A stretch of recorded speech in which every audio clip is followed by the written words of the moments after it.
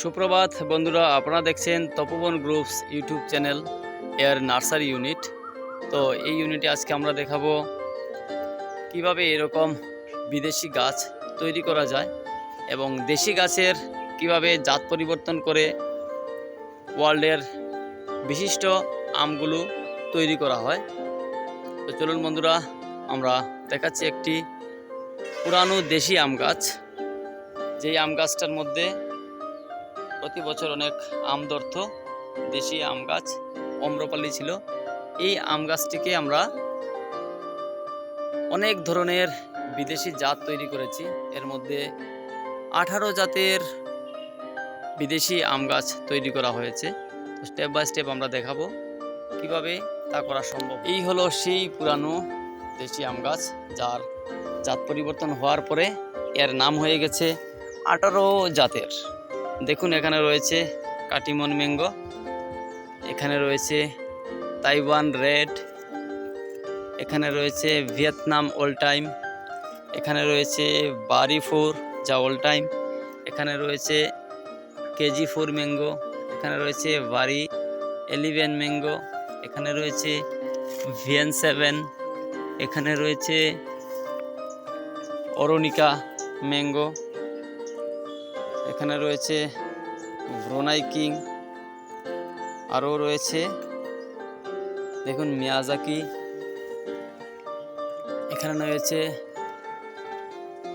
Arunima mango, এখানে রয়েছে vanilla mango, যা দেখুন অনেক বড় হয়ে গেছে গাছ। এইরকম 18 প্রজাতির আম গাছ হয়ে গেছে। এই দেখুন, এটা এক ধরনের ব্ল্যাক কালারের পাতার একটা আম, যার নাম কস্তুরি ম্যাঙ্গো। তো এই যে পজিশনে এলো এই গাছটা, একটা গাছের মধ্যে 18 প্রজাতির আম ধরবে।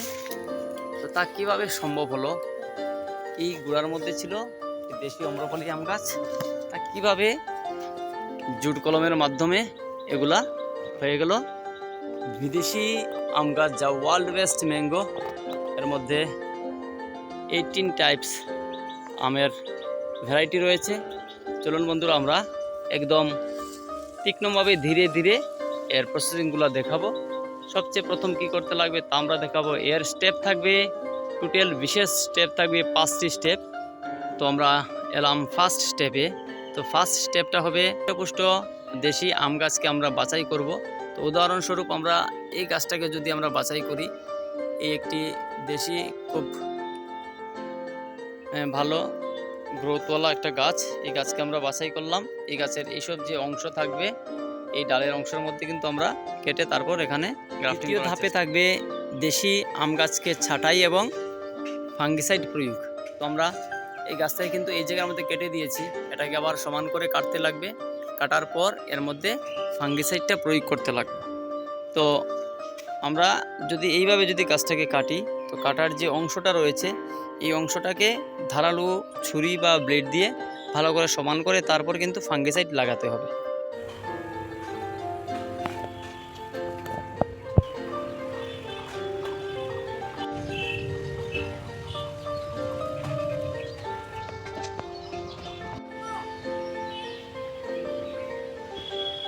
স্টেপ নাম্বার 3তে আসবে গাছকে নিউট্রিশন দেওয়া বা সার প্রয়োগ করা। এই গাছের মধ্যে যদি কোনো নিউট্রিশন না পায় তাহলে কিন্তু উপর দিকে কুড়ি গজাবে না এবং এর গাছের শক্তিটা ঠিকভাবে আসবে না। তাই আমরা এই গাছ থেকে কিছুটা দূরে রাসায়নিক সার আর সঙ্গে ভার্মি কম্পোস্ট ব্যবহার করব। এই দুটো গাছের জন্য আমরা নির্দিষ্ট পরিমাণে কিছু ভার্মি কম্পোস্ট নিয়েছি, 5 কেজির মতো ভার্মি কম্পোস্ট নিয়েছি। এখানে রয়েছে অল্প কিছু ইউরিয়া আর পটাশ এবং এসএসপি। এই 4টা জিনিসকে আমরা গাছের মধ্যে দিয়ে দেব। দেওয়ার পর তারপর এরপরের স্টেপটা আসবে। তো এর প্রয়োগ বিধিটা হবে, এই গাছ থেকে আনুমানিক 1.5 ফিট দূরত্বে একটা সার্কেল করা হবে। সার্কেল করে তারপর কিন্তু আমরা এর মধ্যে সার দেব।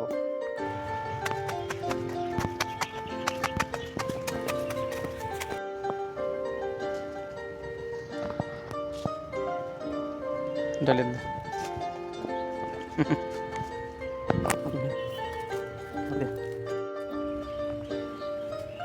একটু মরে যা।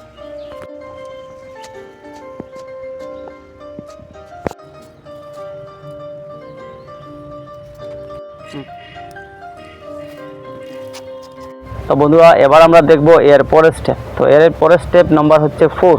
তো 4 নম্বর স্টেপে হবে সায়ন জোর দেওয়া। তো সায়ন যেহেতু আমরা জোর দেবো, এটা হচ্ছে মেইন কাজ। এই কাজটা কিন্তু আমাদের খুব তীক্ষ্ণভাবে করতে লাগবে।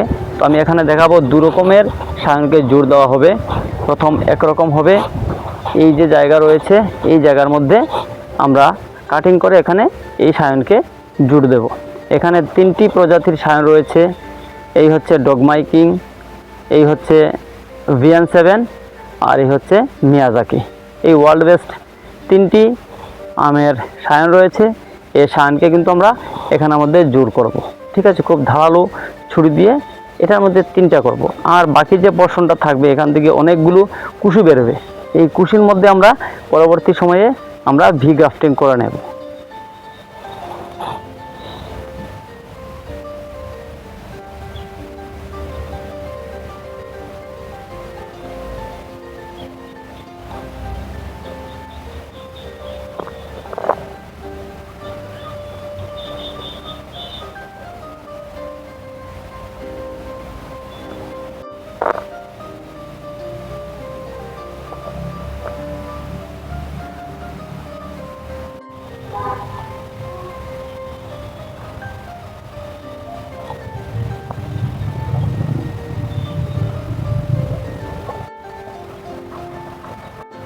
এবার এই 4র্থ নম্বর স্টেপের শেষ পর্যায়ে আমরা এটাকে ভালো করে টেপ দিয়ে বেঁধে দেব। টেপ দিয়ে বাঁধার যে পদ্ধতিটা রয়েছে তাও আমি দেখাচ্ছি। ভালো করে সাইডটা মেলানো হয়ে গেছে। মেলানোর পর এবার কিন্তু আমরা ভালো করে টেপ দিয়ে বেঁধে দেবো এইভাবে।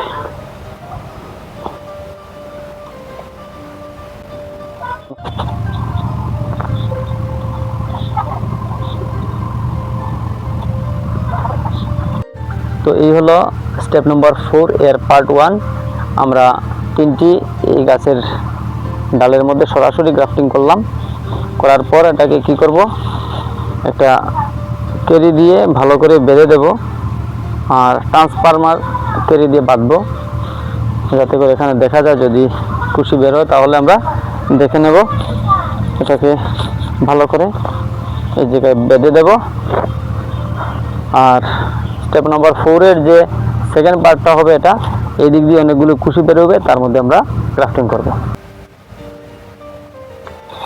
তো বন্ধুরা, আমরা যে দ্বিতীয় ধাপে যে আমরা গ্রাফটিং করব, এটাকে যখন এখান থেকে কিছু কুশি বেরিয়ে গেছে তারপর কিন্তু আমরা এখান থেকে আবার আমরা গ্রাফটিং করে নিতে পারবো। তো বন্ধু, আফটার 45 ডেজ 45 দিন পর আমরা এই জায়গায় এসে পৌঁছেছি। তো এই দেখুন গাছের মধ্যে কি সুন্দর কুশি বেরিয়েছে। তো এই যে আমরা সায়ন নিয়েছি, এটা হচ্ছে সায়ন ব্যানানা ম্যাঙ্গো। এটাকে জাত পরিবর্তন করে ব্যানানা ম্যাঙ্গো যদি করতে চাই তাহলে এটাকে এই জায়গার মধ্যে গ্রাফটিং করে নেব।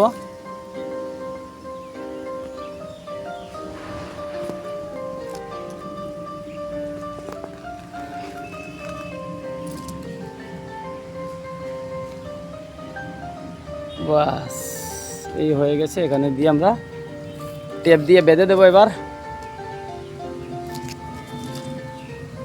এই একটা কিন্তু আমাদের হয়ে গেল।